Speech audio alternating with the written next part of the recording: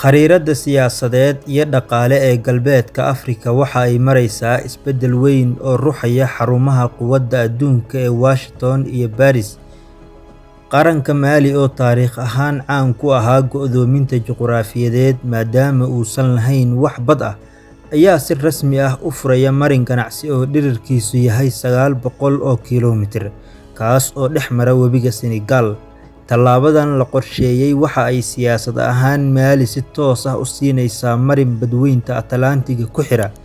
iyada oo gebi ahaanba jebisay silsiladihii go'doominta dhaqaale ee hay'adaha reer galbeedku ay taageeraan ay saareen, sida ururka ECOWAS oo isku dayay inuu cuuryaamiyo wadamada doonaya madax-bannaanida dhabta ah.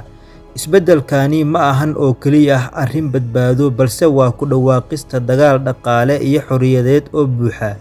kaas oo qaaraddu ay ku sawirayso khariiradeeda u gaarka ah. Malaayiin qof oo ku nool saaxil, gaar ahaan dalka Mali, waxa ay muddo dheer ku jireen xabsi juqraafiyeed. Dahabka, cudbiga, kheyraadka qaniga uu ku yahay waddankaasi waxa ay ku qasbanaayeen in ay soo maraan wadamo kale ka hor inta aysan gaarin suuqyada caalamka. Xogta rasmiga ahi waxa ay muujinaysaa in wadamadan aan badda lahayn ay ka bixi jireen kharashaad 50% ka sarreeya celceliska caalamiga ah ee dhanka gaadiidka, taas oo ay sababaan alaabaha lagu daabulayo gaadiidka maraya dhulka.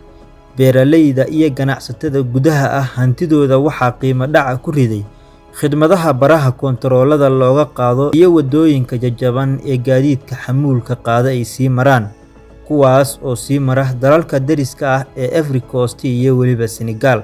taas oo meesha ka saari jirtay faa'iido kasta oo ay ka heli lahaayeen badeecooyinka ay u iibgeynayaan caalamka intiisa kale. Xuduudihii uu gumaysigu dhigay ee 1884 lagu jeexay Berlin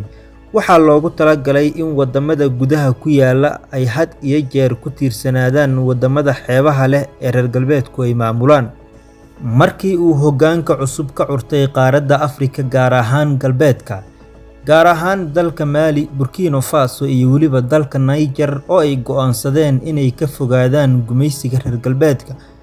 ururada gobolku waxa ay ku soo rogeen go'doomin ba'an oo dhanka xuduudaha ah si dadka loo gaajaysiiyo looguna qasbo inay isdhiibaan. Tanina waxa ay dhalisay in hoggaanka saaxil ay ogaadaan in madax-bannaanida dhabta ahi ay u baahan tahay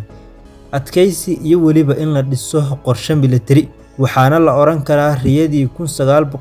1970-meeyadii ayaa maanta rumowday.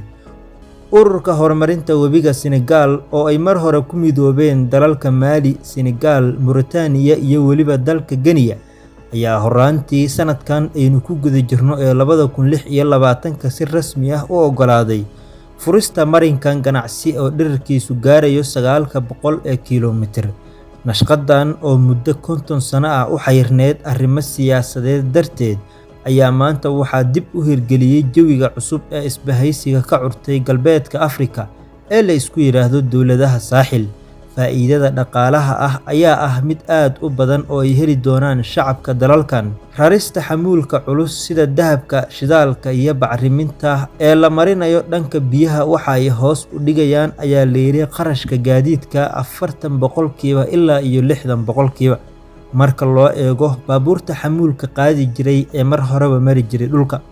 Tanina waxa ay si toos ah u keenaysaa ayaa la yiri shidaal jaban, cunto raqiis ah iyo weliba bacrimin la awoodo oo gaarta suuqyada maxalliga ah ee gobolka Kiyaasa iyo weliba Bamako. Marka dhanka kale la eego, khubaradu waxa ay tilmaameen in ay jiri karaan khataro saameyn ku yeelan kara mashruucan,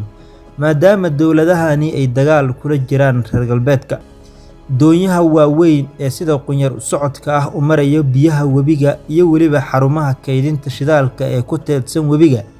waxa ay bartilmaameed u noqon karaan baa la yiri kooxaha hubeysan ee ka dagaalama saaxil, balse isbahaysiga dowladaha saaxil ee loo soo gaabiyo AES ayaa hadda dhisaya qaab dhismeed ciidan oo wadajir ah si loo sugo amniga marinkan muhiimka ah. Juqraafi ahaan, Mauritania waxa ay helaysaa faa'iido weyn oo dhanka canshuuraha iyo saadka ah, taas oo ku qasbaysa in ciidankeeda ay u isticmaasho baabi'inta kooxahan hubeysan ee ka dagaalama xuduudaha ay la leedahay dalalkan. tijaabada ugu weyn ee dowladda Maali hortaalla ma ahan ayaa la yiri dhismaha kaabayaasha, laakiin waa sida ay u maamuli doonto qiimo dhimistan 60% ah. Khubarada falanqeeya arrimaha dhaqaalaha waxa ay tilmaameen in dowladdu ay muhiim tahay inay samayso nidaam hufan si faa'iidadaasi ay si toos ah ugu gaarto dadka muwaadiniinta ah, halkii ay gacanta u geli lahayd baa la yiri dalaaliin cusub amaba saraakiil ka shaqaysa musuqmaasuqa. Quwadaha Paris iyo weliba Washington waxa ay lumiyeen awooddii ay ku dhibaateyn jireen dowladaha ay ugu magac dareen kuwa iyagu aadka u madax adag, iyada oo loo marayo xirista dekedaha iyo weliba ilaha dhaqaalaha. Waxaadna moodaa in ay tabar yareeyeen dowladihii reer galbeedka ahaa ee awoodda badnaa oo aysan maanta taag u haynin waxa ka socda galbeedka Afrika. Isbahaysiga Saaxil ma dhisayo ayaa la yiri kaliya marin webiga Senegal dhex mara, laakiin waxaa barbar socda Dakar Sahel Corridor oo ah marin kale oo isaguna dhex mara Mauritania kuna xira dalka Maali iyo dekedaha. Balaayiin dollar ayaana ku kacaysa ilaa laga gaarsiin doono dalka Morocco. Tanina waxa ay ka dhigan tahay haddii hal marin la xiro, jidka kale ayaa u furan oo ganacsigu u mari doona. Dowladda Ruushka ayaana ballan qaaday inay bixinayso ilaalinta militariga iyo weliba farsamada si booskiisa uu gobolka ugu adkaysto. Shiinuhu waxa uu danaynayaa maalgashiga maraakiibta casriga ah ee dekedahan sida qotada dheer ah ka shaqayn doonto. Sidoo kale dowladaha reer galbeedkuna waxa ay rajeynayaan in mashruucani uu fashilmo si ay u caddeeyaan in Afrika aysan isku filnaa karin, taas oo keenaysa in dadka Afrikaanka ah ay baraarugaan sidoo kalena ay hubka u qaataan si ay u difaaci lahaayeen mashruucan muhiimka ah. Madaxda ka talisa maanta dalalka la isku yiraahdo Saaxil, Niger, Burkina Faso iyo weliba dalka Maali waxa ay aaminsan yihiin in madax banaanida dhabta ahi maanta aysan ahayn in khudbad weyn laga jeediyo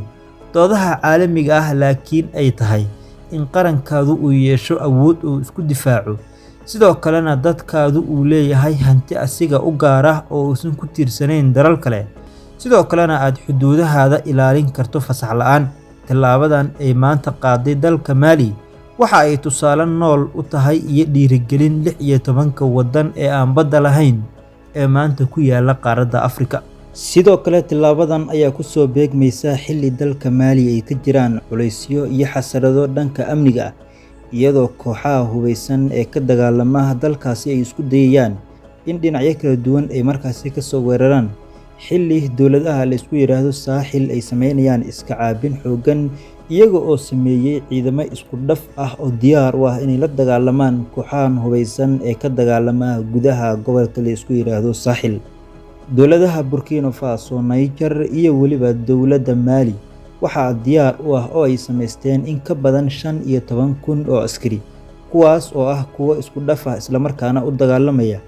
hab guud oo isla markaa loo nidaamiyay, waxayna dowladahan ka difaaci doonaan cadowga uga imaanayo gudaha iyo weliba dibadda. Siyaasadda gobolka Saaxil ayaa maalmahanba sii hulaaqmaysa, iyadoo waxyaabo kala duwan ay ka soo baxayaan gobolkaasi, xilli madaxda dhiiran ee ka talisa saddexda dal ee gobolkaasi uu ka kooban yahay ay doonayaan in markaasi ay ku sii naaloodaan madax banaanida dhabta ah oo ay maanta haystaan, halka dowladaha reer galbeedku ay doonayaan had iyo jeeraba in ay markaasi gobolkaasi ka kiciyaan xasarado si loogu gacan geliyo kooxaha hubeysan, isla markaana ay u helaan wadooyin iyo wadiiqooyin ay ku heli karaan macdanta qaaliga ah ee gobolkan qaniga ku yahay. Dowladda Imaaraadka Carabta ayaa ka mid ahayd dowladihii ugu dambeeyay ee sida weyn banaanka ugu soo baxay, isla markaana qayb ka qaadanayay dhibaateynta iyo sidoo kale inay kiciyaan xasaradaha gobolkaasi, iyaga oo weliba taageero buuxda siinaya kooxda la yiraahdo Tuareg amaba markaasi la magac baxday Aswaad oo markaasi ka dagaalama waqooyiga dalka Maali, gaar ahaan eriyada amaba meelaha ku hareeraysan magaalada Kidal. Iyada oo gobolku uu ka soo kabanayo xasarado badan oo dhinaca amniga ah ayaa laga dareemayaa horumar dhinaca dhaqaalaha ah, isla markaana waxa ay ku tallaabsanayaan dalalkani marba marka ka dambeysa horumaro kala duwan oo dhinaca kaabayaasha dhaqaalaha iyo sidoo kale horumarinta awoodda qaran ee caalamiga ah. Fadlan daawade, haddii aad halkan nala soo gaartay channelka subscribe isla markaana ka mid noqo saaxiibada inagu xiran, waxaynu halkan kusoo gudbin doonaa sheekooyin iyo muuqaalo xiiso badan.